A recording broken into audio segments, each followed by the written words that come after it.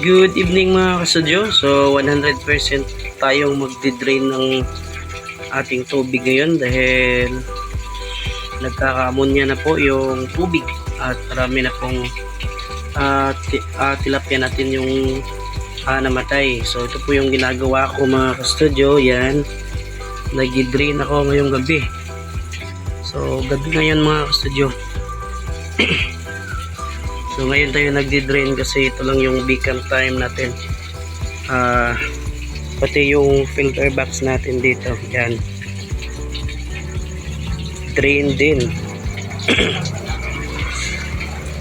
At saka ito na lang po yung mga natirang isda natin.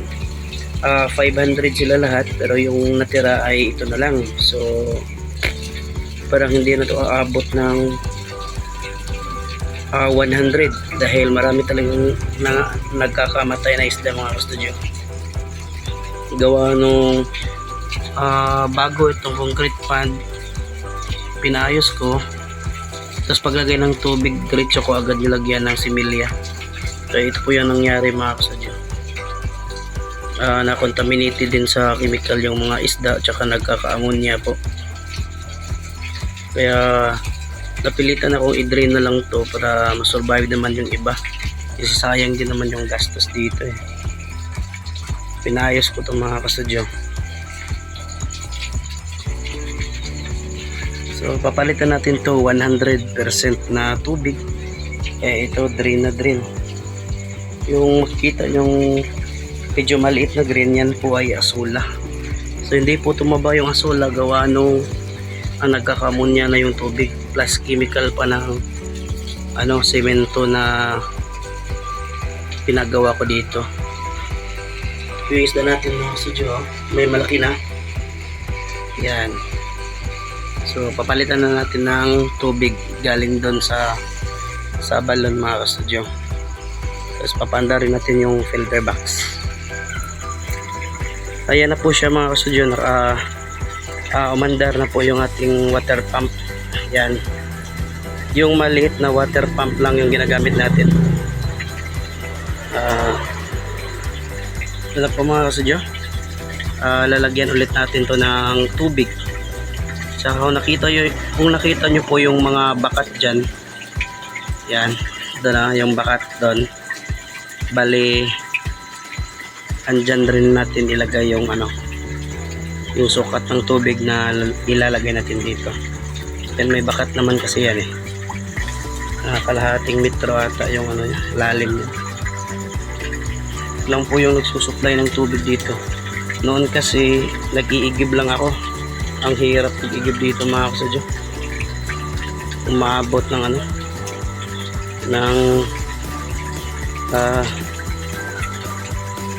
basta matagal matapos.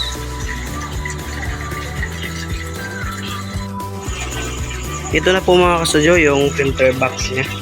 Yan, pinaandar na natin mga kasadyo yung filter box nya.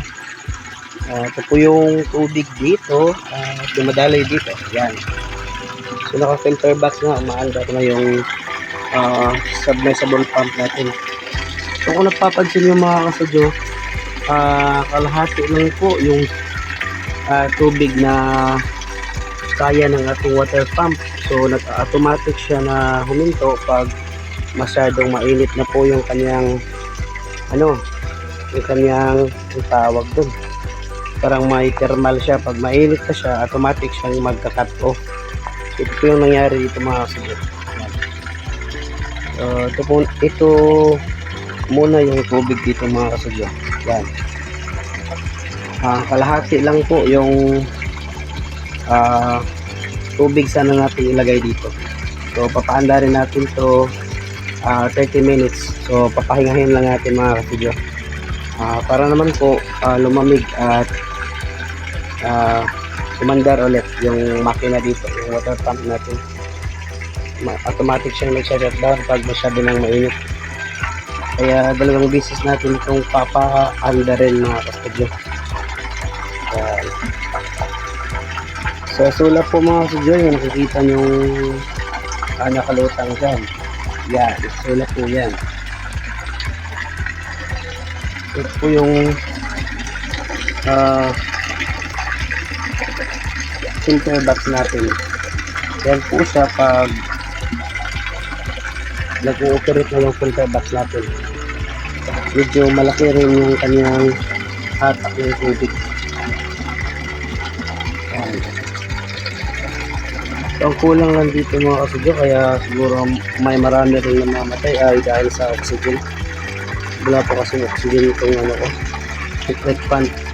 Tapos marami sila mga kasadyo. Ito na po mga kasadyo, pina-under na naman ulit natin. Yan, uma-under na po siya.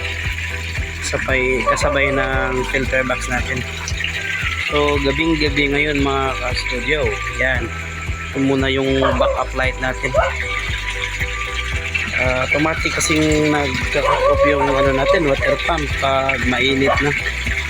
So, ayan ulit. Pina-under ulit natin yung water pump natin. So, pinahinga lang natin ng 30 minutes. Iingay pa naman ang aso dito. So, hihintayin lang natin mga kasudyong aabot sa bakat yung ano niya, yung tubig. Tsaka papatayin ulit natin ito. So, babalikan lang natin mga kasudyo pag ando na sa ano ba yun? Pag ando na sa nasa linya yung ano, tubig. So, makikita nyo naman mga kasudyo yung bakat doon.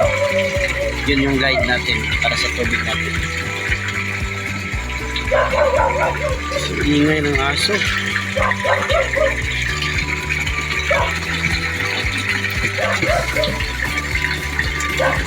Maganda rin yung bagsak ng tubig dito mga kasudyo. Yan. Diyan rin kukuha ng oxygen yung isda natin mga kasudyo. Yan. Diyan. Sa bumabagsak na tubig. Yung mga babos na yan, yan po yung oxygen natin. Magiging oxygen pala.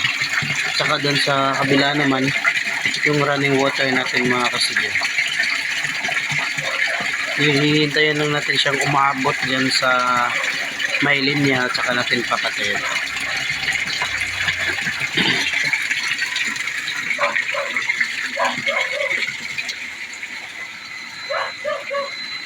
Ito po yung water pump natin.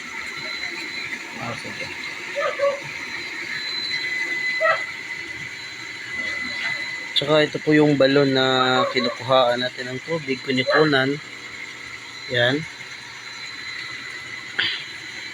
Diyan po tayo kukuha ng tubig. Hindi nagpo-focus eh. Papunta dun sa ating concrete pond. So, ginabi tayo mga kasidyo dahil kung umaga, wala tayong time dahil may trabaho na po tayo. Kaya sa gabi na lang natin ito ginagawa. Yan o. Yun. Pakikita na rin yung kabilugan ng buwan. Yan. So, alas 8 na ng gabi ngayon dito mga kasadyo. Gabing-gabi na talaga. So, ito pa rin tayo. So, hihintayin lang natin mga kasadyong aabot siya dyan sa may marking. Tsaka, goods na yan. Maganda pa naman yung bagsak ng tubig dito. So, dito na lang muna mga kasadyo. So, maraming salamat pala sa inyong walang sawang pagsuporta sa aking channel. Thank you.